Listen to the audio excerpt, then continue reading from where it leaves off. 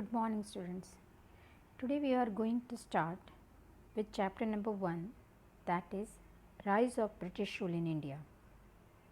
See, you all have learned history, and if we think about that, then the most who has ruled over India were Britishers. Many of the people of different countries have come over here, had come over here, but India was ruled by most by the Britishers. So, we'll study over here the rise of British rule. When they came over here, they came for business purpose. But what and how they started ruling over India, we'll learn about this. So, since the ancient time, India has enjoyed an incomparable position in the world. We all know that India was known by the name Golden Bird. India बहुत ही rich country थी and it was a very rich country. There were number of kings having much properties, gold, everything, and this was a reason why many of the European countries were attracted towards India. So it was very rich, and the whole world, due to its economic, cultural and religious inheritance, was wanting to come over here. Due to the economic prosperity and culture inheritance, people from different nations of the world came to India. There was lot of demand of Indian spices. Kerala is a state which is the most famous in India for its spices. Spices का मतलब होता है मसाले, what we use in preparing food. Silk cloth and indigo in European countries. The trade between India and Europe was carried out through a land route and sea route, and at the center of this route was Istanbul, Constantinople in Turkey. Turkey is a country of Asian continent. Asia और Europe को joint करता है, वहाँ पे ये country है. And Istanbul, ये जगह तो आपने कई सारी मूवी में भी देखी है. इस्तांबुल एक ऐसी सिटी है जो दो कॉन्टिनेंट के बीच में बटी हुई है. There is a big pool. If you have seen the movie Tiger Zinda Hai, yes, in that movie they had shown Istanbul, and in many more movies. There is a big pool. The west side of the pool comes in, if you go on the west side, then it is Europe continent, and on the eastern side it is Asia. So that was the land from which Europeans used to come to India. But something happened, and that land route and sea route was closed for Europeans to come to India. After the conquest of Constantinople in 1453 AD by Turkish Muslims, the sea route through Constantinople was closed for Europeans. And since they could not do without spices, Europeans felt compelled to discover a new sea route. And this was the thing for the beginning of a new geographical discoveries. कैसे भी करके India को ढूंढो. See, think about, this is a pride for us कि India इतनी demand में country थी, इतनी रिच कंट्री थी कि पूरी दुनिया इंडिया में आना चाहती थी. But it was even a fault of, we should accept it, हमारा ही फॉल्ट है कि हम पर आकर कोई रूल करके गया. So now will see discovery of sea route to India with inspiration, encouragement and economic help from a Portuguese king prince Henry. Portugal नाम की country is a well known country. It is a country of European continent on the western side of Europe. अगर आप लोग football देखते हो then you might be knowing the country name Portugal. It is very famous for the game football. Some brave people began efforts to discover new sea route. Many men tried to discover sea route to India, namely Bartholomew Dias, who discovered the Cape of Good Hope. Cape of Good Hope is the place of South Africa country. See, when he was in a search of India, he started his journey from Europe, and from Atlantic Ocean he reached at a land. He was not getting a land, and when he saw the land, he gave its name Cape of Good Hope. With the economic assistance from the King of Spain, Christopher Columbus began his adventure of discovering a new sea route, which again came at a stop at an island presently known as West Indies, situated in Atlantic Ocean. Now, we have studied in GK that Christopher Columbus found out America. Yes, that is a fact that उन्होंने America को find किया था. But throughout his life, he was not knowing the fact that the land he found out was America and not actual India. He was actually in search of India, and throughout his life he believed that he is a person who found out India. But it was not India, it was West Indies, which is a country of North America continent. Actually, people of that land are red Indians, and that's why it might be that's why he thought that he found out India. So, and that clarification was made by Amerigo Vespucci, and that's why that country is known as, that land is known as America today. So, this is how number of people started a search for India, but it was still not in success. So, now we will see who actually found out India. India was actually found out by a person named Vasco da Gama. We have known the name Vasco da Gama. Vasco da Gama is a person from a country named Portugal. See, now here in a map you can see a C लिखा हुआ है, that is a place of Istanbul, Constantinople. वहाँ से लोग पहले India में आया करते थे, from that route, from Baghdad, and then they used to come to India, but that land route was closed. So then they started their new journey, and over here Portugal, on the left hand side it is written Portugal, और वहाँ पे लिखा है Lisbon. Lisbon से उन्होंने शुरू किया, and then Bartholomew reached at Cape of Good Hope, but he is not a person who found out India. वहाँ तक की जर्नी उसने find out की थी, and then a person who again came over there and then further exceeded, and that was a person called Vasco da Gama. He came over there and then he went to Mozambique. It is also a country of Africa, and from there he reached to Calicut. Calicut is a state, it comes in state Kerala. It is a place in Kerala. So, these are the routes shown in the map. So, the Portuguese sailor Vasco da Gama discovered a sea route to India in 1498 AD. When he reached Calicut in the western coast of India, he was welcomed by then King Semurin and allowed to carry out business there. Thus, this is considered as an important event in the world, as this opened the doors for Europeans to come to India. See, now it is very important event because this is the year, and this is an incident from where European got a way to come to India. Vasco da Gama was a Portuguese explorer who was commander of the first ships to sail from Europe to India. Vasco da Gama was born sometime between 1460 and 1469 in Sines on the southwest coast of Portugal. Little is known about Vasco da Gama's early life, but it is believed that he was a student of mathematics. On 8th July 1497, da Gama led a fleet of 4 ships with a crew of 170 men from Lisbon. The distance he and his crew travelled from Europe to Africa, India and back was greater than what it would have been around the equator.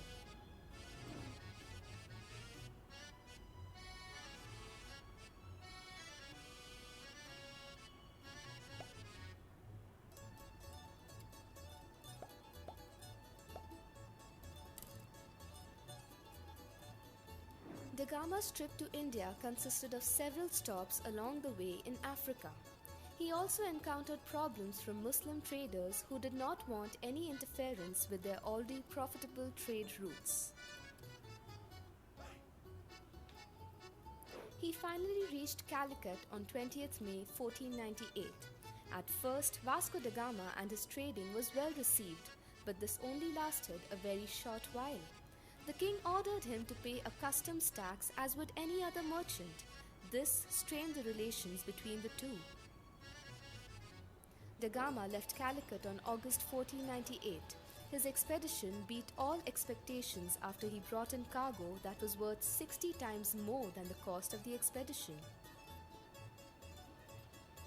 He also took with him hostages which consisted of a few Nayars and 16 Mukuva fishermen. When Vasco da Gama arrived in Lisbon in September 1499, after having lost half his crew to scurvy, he received a hero's welcome and was rewarded well by the king. He was also bestowed with the title of Admiral of the Indian. On the 12th of February 1502, da Gama led the 4th Portuguese Armada to India, consisting of 15 ships and 800 men, with the objective of enforcing Portuguese interests in the East. On this voyage, da Gama killed hundreds of Muslims, often brutally, in order to demonstrate their power. From this trip, he returned triumphantly with silk, gold, and an established settlement. Vasco was sent to India again in 1524 to replace an incompetent viceroy. He contracted malaria not long after arriving in Goa and died in the city of Cochin on Christmas Eve. The state of Goa and the city of Cochin still exhibits the cultural influence of the Portuguese who landed as merchants and conquered these lands soon after. The Portuguese overseen territories of Goa existed for about 450 years before it was annexed by India in 1961. Now we'll study the arrival of Europeans to India, the arrival of the British and the establishment of trade centers.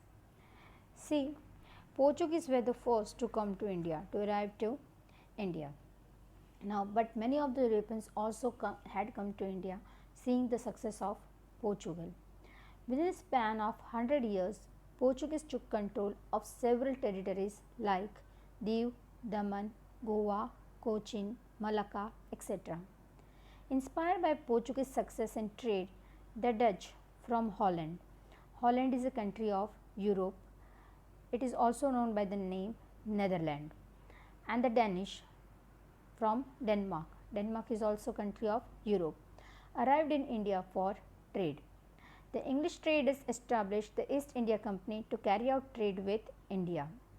In 1600 AD, when Queen Elizabeth of England gave permission to the East India Company to carry out trade with the eastern countries, the first ship under the leadership of Captain William Hawkins arrived in Surat.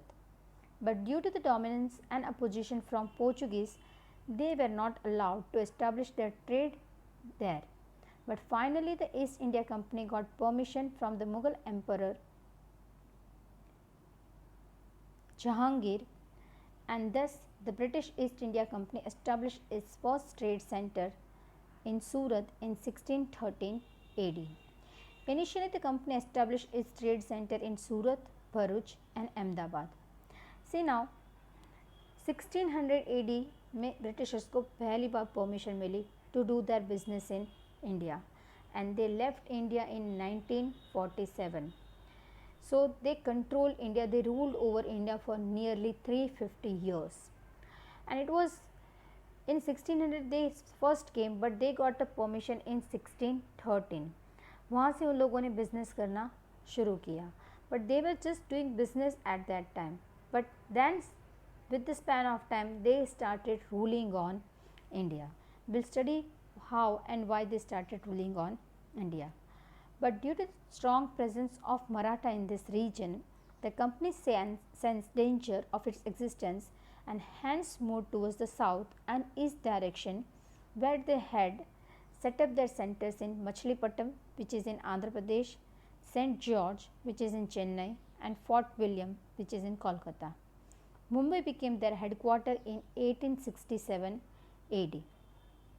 See, Marathas, Shivaji Maharaj ka, he was not one who was ready to do business with the Britishers. They were having dangers from these people. So where these people were there, they were not doing business over there. The French East India Company arrived in India for trade in 1668, very later than Britishers and Portuguese, and eventually set up their trade center in Mahe, Karaikal, Puducherry, Chandranagar, Machilipattam, etc. In the 18th century, the English and the French were constantly busy establishing their rule in the entire world and conquering more territories. Between 1746 and 1763, there were 3 Karnataka wars between the French East India Company and the British East India Company in India, which the French East India Company lost, thus making easy the expansion of British East India Company.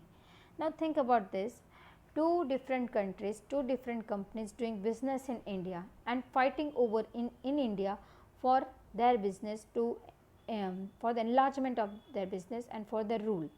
And then too we people were not able to stop this and were not able to understand the things, and this Britain started ruling on India.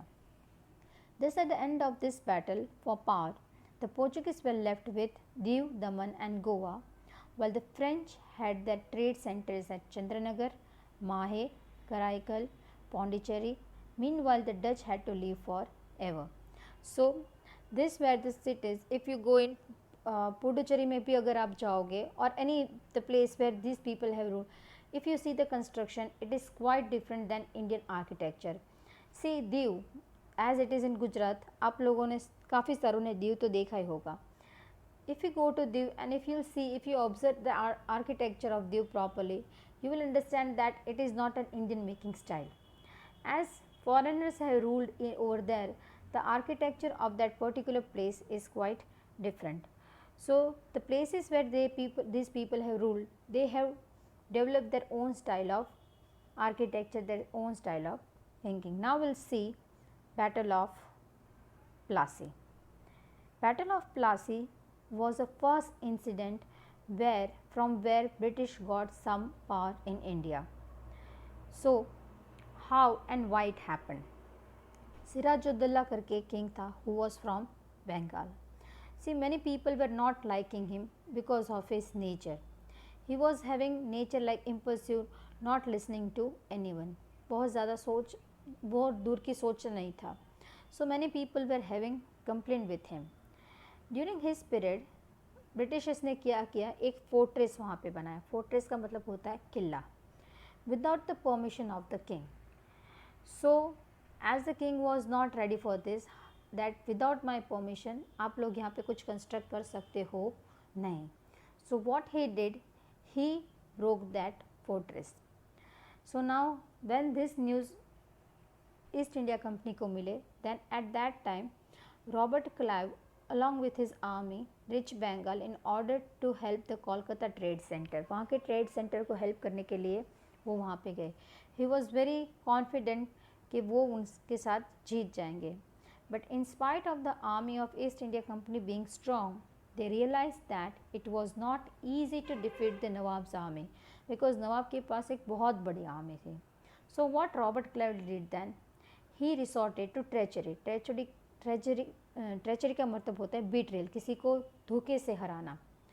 So a conspiracy was plan in order to defeat the Nawab, in which the Nawab's commander in chief Mir Jafar and Sheikh Amichand were coaxed to join. अब इन्होंने ये दो इंसानों को अपने जाल में ले लिया था एंड इनकी वजह से नवाब ये बैटल ऑफ प्लासी हार गए थे, because within half a day पूरी बैटल ख़त्म हो गई थी.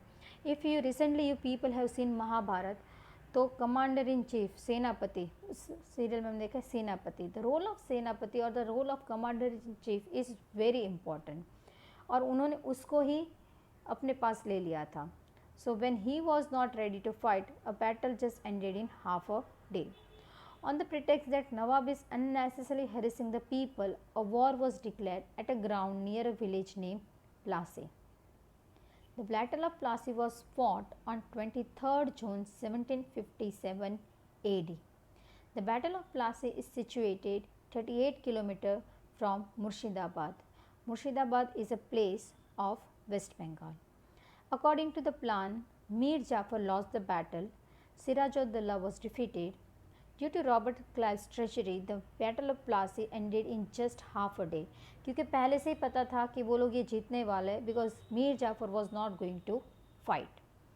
And thus, the Battle of Plassey ended in half a day, and the company as a result got a freehold over 24 parganas. Mir Jafar was made the Nawab of Bengal. Thus, the foundation of the company's rule in India was laid with the Battle of Plassey in 1757. This was an incident from where Britishers got a power. They just laid their foundation. तब तक वो सिर्फ business करते थे. They were not having any rule in India. But because of this, they got a power. They got a rule. So it is हमारी कमियों की वजह से ही Britishers हम पर राज कर सके. Because of the problems, internal problems with the people of India, they were able to rule over India. Now we'll see a short video on Battle of Plassey. You will be able to list the factors that led to the Battle of Plassey. List the reasons for the defeat of Siraj-ud-Dowlah in the Battle of Plassey. The East India Company felt that the large fee demanded by the Nawabs and the local rulers to carry on trade was unfair. They also felt that the enlargement of settlements, buying of villages and building of forts which were banned by the Nawab were necessary for the expansion of their trade. What the company wanted was a puppet ruler who would act in their favor. So they tried to replace the then Nawab of Bengal, Siraj-ud-Dowlah, with one of his rivals. This angered Siraj-ud-Dowlah, and he ordered the company to stop interfering in his government's affairs. He also ordered the company to stop fortifying their settlements and pay their taxes. When the company failed to accede to his demands, the Nawab marched with 30,000 of his men and took control of Qasim Bazar and Calcutta Fort. He cut off all supplies and support to the company's ships. To aid the company, armed forces were sent from Madras under the leadership of Robert Clive. The company's naval fleet was also sent. Robert Clive defeated Nawab Siraj-ud-Dowlah at a place called Palashi in 1757 in the famous Battle of Plassey. The main reason for Siraj-ud-Dowlah's defeat was Mir Jafar, one of his commanders, who turned traitor and never fought the battle. Robert Clive had promised Mir Jafar that he would be made Nawab after Siraj-ud-Dowlah for his services. The Battle of Plassey was the company's first victory on Indian soil. We have learnt that the East India Company tried to replace Nawab Siraj-ud-Dowlah with a puppet ruler. Siraj-ud-Dowlah took control of Qasim Bazar and Calcutta Fort.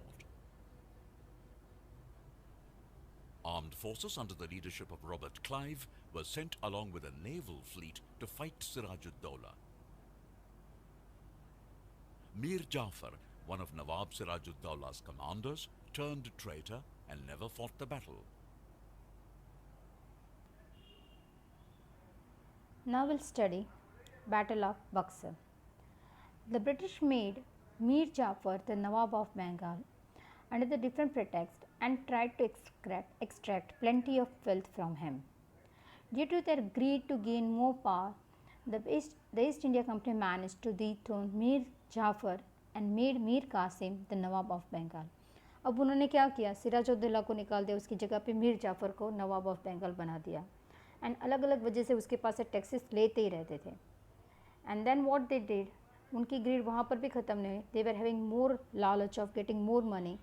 They again dethroned Mir Jafar and made Mir Qasim the Nawab of Bengal. But Mir Qasim proved to be more ambitious than Mir Jafar and thus became a threat for the company. Hence, Mir Qasim was removed and Mir Jafar was again made the Nawab.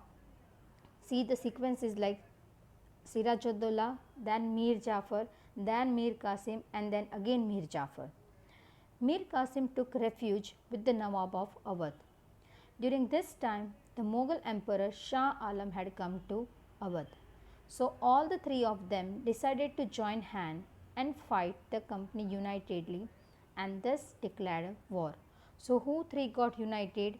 Mir Qasim, Nawab of Awadh and Shah Alam.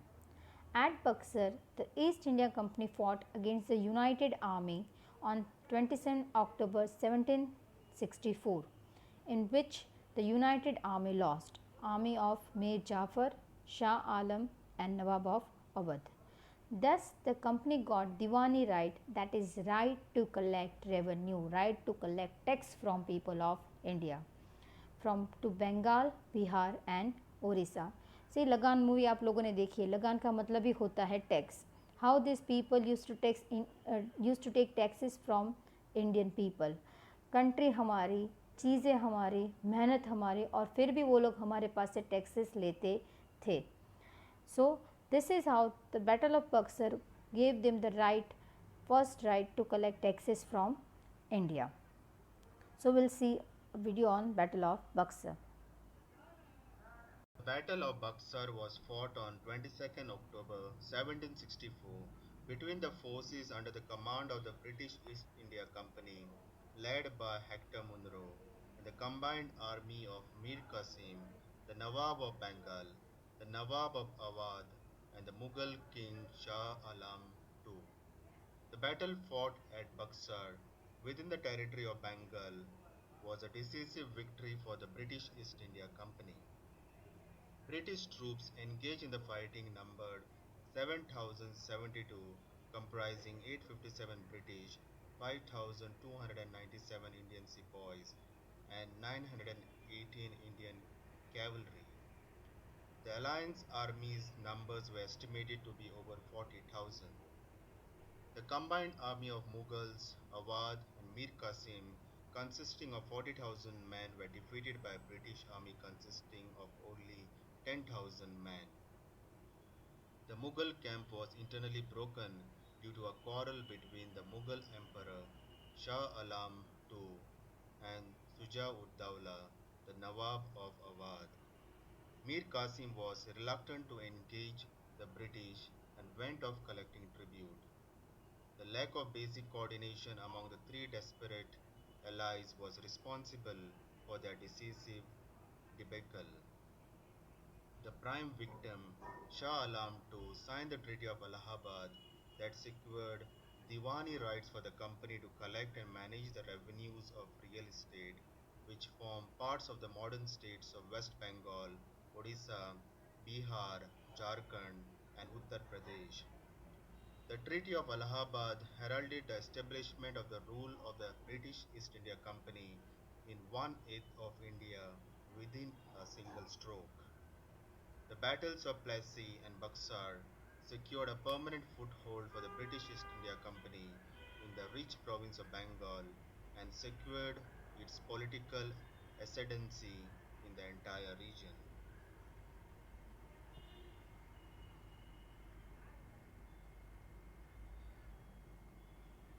So today we have seen of the rise of British rule, discovery of India, Battle of Plassey, and Battle of Buxar. All of you all of you have to read this in textbook also. Do the related question answer given in homework and do your work regularly. Thank you.